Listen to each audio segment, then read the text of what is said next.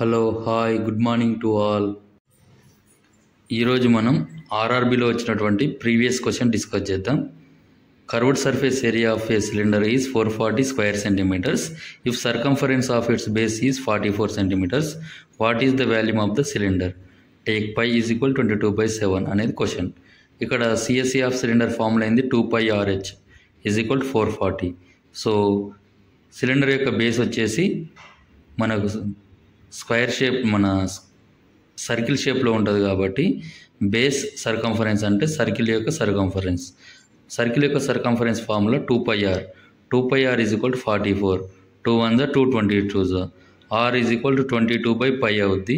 So R is equal to pi value 22/7 కాబట్టి అటు side వెళ్తే 7/22 అవుద్ది. 21 to 22 cancel, R is equal to 7.